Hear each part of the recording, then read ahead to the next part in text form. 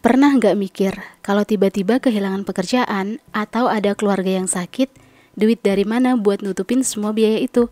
Nah, disitulah pentingnya punya tabungan dana darurat, biar hidup nggak panik kalau ada kejadian tak terduga.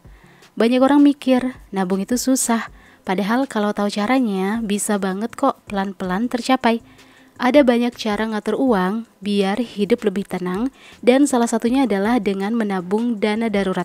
Nah, di konten ini kita bakal bahas nih langkah-langkah simple tapi ampuh banget untuk mencapai target tabungan dana darurat. Berapa idealnya dan gimana mencapainya. Jadi bukan soal seberapa gede gajinya, tapi seberapa pintar kita menyusun langkahnya. Sebelum lanjut nonton, pastikan lo udah subscribe channel Uang Ngalir Terus karena siapa tahu tips-tips di sini bisa jadi inspirasi dan solusi buat masalah finansial yang dihadapi saat ini. Let's get started. 5 langkah untuk mencapai target tabungan dana darurat. Yang pertama, hitung dulu biaya hidup bulanan. Nah, sebelum lo bisa nabung buat dana darurat, hal pertama yang wajib banget dilakukan adalah hitung dulu biaya hidup bulanan berapa. Soalnya, kalau nggak tahu sebenarnya sebulan itu butuh duit berapa, gimana caranya lo bisa nentuin target tabungan yang pas? Mulainya bisa dengan mencatat semua pengeluaran rutin kayak bayar kos atau cicilan rumah, listrik, air, internet, makan sehari-hari, transport, sampai hal-hal kecil kayak jajan kopi atau kuota. Dari situ lo bakal dapet gambaran yang jelas. Oh, ternyata sebulan gue butuh segini ya. Nah, dengan data itu lo jadi nggak asal nabung karena udah ada patokan yang jelas.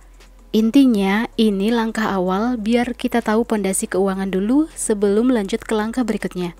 Setelah tahu angka pasti biaya hidup bulanan berapa, lo bisa langsung hitung tuh target dana darurat yang realistis. Misalnya nih, kalau ternyata sebulan butuh 5 juta rupiah, berarti target dana darurat minimal ya 30 juta rupiah kalau mau aman selama 6 bulan. Angka ini jadi kompas. Jadi tabungan bukan lagi soal kira-kira, tapi udah jelas tujuannya. Tanpa ngitung biaya hidup, biasanya orang suka asal sebut angka yang kelihatannya gede, tapi nggak sesuai kebutuhan. Jadinya tabungan terasa berat banget, atau malah kurang dari yang seharusnya. Makanya langkah ini tuh krusial banget biar lo punya arah yang jelas dan nggak gampang nyerah di tengah jalan. Dengan cara ini, dana darurat jadi terasa masuk akal dan gampang dicapai. Yang kedua, berapa ideal dana darurat sesuai kondisi. Kalau udah tahu nih biaya hidup bulanan lu berapa, langkah berikutnya adalah nentuin berapa sih idealnya dana darurat sesuai kondisi keuangan lu sekarang. Soalnya angka tabungan dana darurat itu nggak ada yang sama buat semua orang. Beda orang, beda kebutuhan. Misalnya lu masih single, biasanya cukup 6 kali biaya hidup bulanan aja. Tapi kalau lo udah nikah dan punya anak, lebih aman kalau punya tabungan dana darurat sampai 12 kali biaya bulanan biar tenang. Intinya, semakin banyak tanggungan yang lo punya, semakin besar juga cadangan yang perlu disiapkan.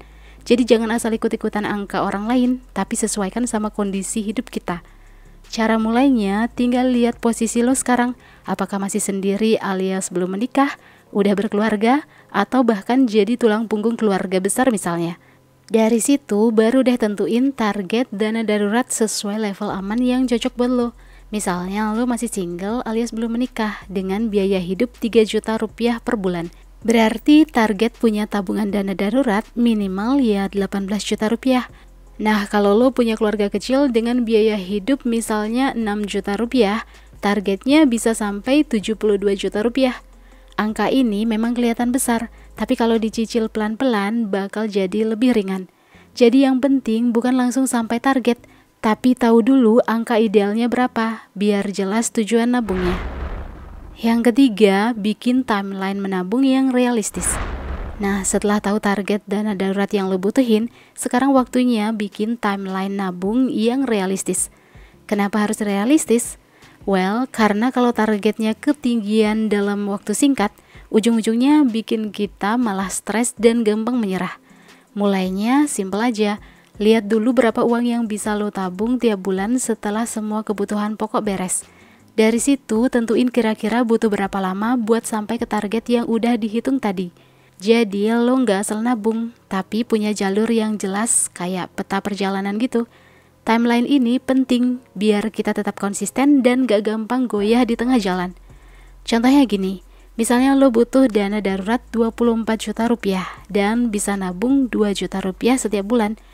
Berarti butuh sekitar 12 bulan atau 1 tahun buat mencapai target tabungan dana darurat tersebut. Tapi kalau ternyata cuma bisa nyisihin 1 juta rupiah per bulan, ya butuh 2 tahun. Dan itu nggak masalah selama lo disiplin dan konsisten. Justru dengan bikin timeline, kita bisa lebih tenang karena tahu perjalanan masih on track alias masih sesuai jalur walaupun pelan. Kalau suatu saat penghasilan naik nih atau ada bonus misalnya, timeline ini bisa dipercepat. Jadi intinya bukan siapa yang paling cepat sampai, tapi siapa yang paling konsisten dan bisa mencapai target. Dengan timeline yang realistis, nabung jadi terasa lebih ringan dan lebih enjoy. Yang keempat, tentukan kapan mulai menabung. Langkah selanjutnya yang sering disepelekan adalah menentukan kapan mau mulai menabung. Banyak orang gagal menabung bukan karena nggak punya uang, tapi karena selalu bilang nanti aja deh, atau nunggu gajian berikutnya aja deh. Padahal kalau terus ditunda-tunda, target dana darurat nggak bakal pernah tercapai. Cara mulainya ya cukup pilih satu waktu aja, misalnya mulai dari gajian bulan depan atau bahkan langsung dari sisa uang yang ada sekarang. Dengan punya tanggal mulai, otak kita jadi lebih serius ngelihat ini sebagai komitmen, bukan sekedar niat doang. Jadi jangan nunggu waktu yang pas, karena waktu yang terbaik buat mulai itu sebenarnya sekarang juga. Begitu udah punya tanggal mulai, kita bisa lebih gampang bikin kebiasaan menabung secara rutin. Misalnya, begitu gaji masuk nih, langsung sisihkan jumlah tertentu buat tabungan dana darurat sebelum uangnya keburu habis. Cara ini bikin kita punya kontrol penuh, bukan sekedar nyisa-nyisain di akhir bulan. Kalau mulai sekarang kerasa berat, nggak masalah. Mulailah dengan nominal kecil, yang penting konsisten. Nanti kalau penghasilan bertambah atau ada bonus misalnya, tinggal ditambahin aja porsinya. Dengan cara ini, dana darurat bakal tumbuh sedikit demi sedikit, dan lo nggak lagi stuck di fase cuman wacana aja. Yang kelima, kapan tabungan dana darurat boleh dipakai? Satu hal penting yang sering dilupain orang adalah nentuin kapan tabungan dana darurat itu boleh dipakai. Soalnya kalau nggak ada aturan yang jelas, tabungan ini sering bocor gara-gara hal-hal kecil yang sebenarnya nggak darurat sama sekali.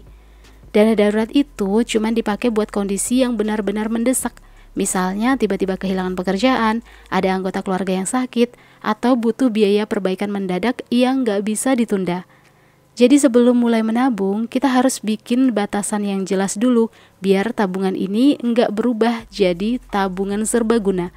Dengan begitu, dana darurat benar-benar siap dipakai saat kita lagi kepepet. Ingat ya, kalau tabungan ini sering dipakai sembarangan, tujuan kita menabung bakal sia-sia.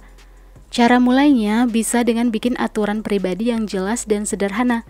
Misalnya nih, dana darurat hanya boleh dipakai kalau penghasilan berhenti total, atau hanya untuk kebutuhan medis mendesak.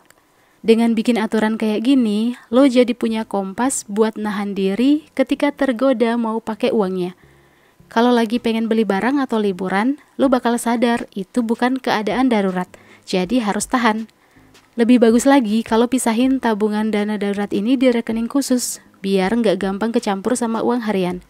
Dengan aturan dan batasan yang jelas, dana darurat lo bisa benar-benar berfungsi sesuai tujuannya. Jadi ketika keadaan sulit datang, lo punya pegangan yang bikin hati lebih tenang. Well, itulah 5 langkah untuk mencapai target tabungan dana darurat. Lo punya ide lain soal menabung dana darurat atau ingin request hal-hal yang mau kita bahas di channel Uang Ngalir Terus? Komen ya. Like, share, dan jangan lupa subscribe untuk dapetin update video-video berikutnya. See you guys in the next video.